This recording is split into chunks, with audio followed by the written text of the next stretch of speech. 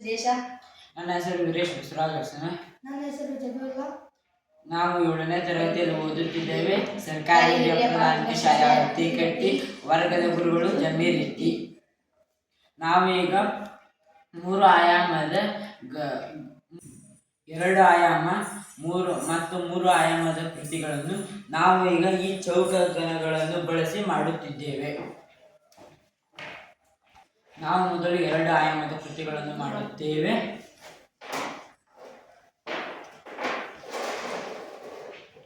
ಇಲ್ಲಿ 2 ಅಗಲ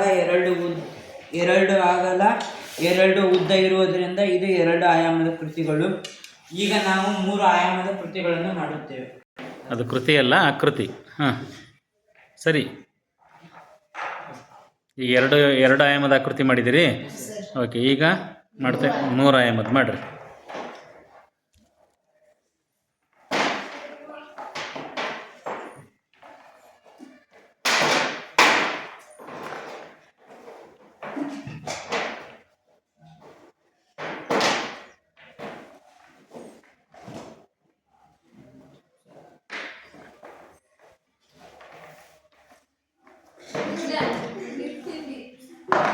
ಎಷ್ಟದು ಈಗ ಮಾಡಿರೋದು?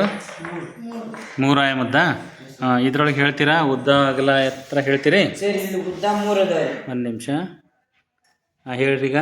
ಸರ್, ಉದ್ದ 3 ಅದ. ಉದ್ದ 3 ಇದಾವ? ಎಣಿಸ್ರಿ ನೋಡೋಣ. 1 2 3. ಓಕೆ. ಅಗಲ 3 ಅದ. 1 2 3. ಓಕೆ, ಉದ್ದ ಆಯಿತು, ಅಗಲ ಆಯಿತು. ಎತ್ತರ 3 ಅದ. 1 2 3. ಓಕೆ, ಹಾಗಾಗಿ ಇದು ಎಂಥ ಆಕೃತಿ? 3 ಆಯಾಮದ ಆಕೃತಿ. ಇನ್ನೊಂದು ಜೋಡಿಸ್ತೀರಿ? ಓಕೆ, 2 ಗುಂಡ್ಲೆ 2 ಗುಂಡ್ಲೆ 2. ಉದ್ದ 2, ಅಗಲ 2, ಎತ್ತರ 2.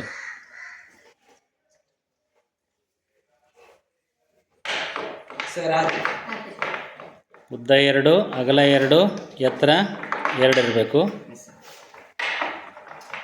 ಆಯಿತಾ? ಆ ಕಡೆ ಏನೂ ಇಲ್ಲಲ್ಲ? ಸರಿ. ಹಾಂ, ಹೌದಾ? ಸರಿ. ಸ್ವಲ್ಪ ಹಿಂಗೆ ಹೊಳಸ್ರಿ ಅದನ್ನ. ಹಿಂಗೆ ಹಾಂ, ಅಷ್ಟು ಹೊಳಸ್ರಿ. ಇನ್ನೂ ಸ್ವಲ್ಪ ಹಿಂಗೆ ಕ್ರಾಸ್ ಹೊಳಸ್. ಆ ಕಡೆ ಸ್ವಲ್ಪ.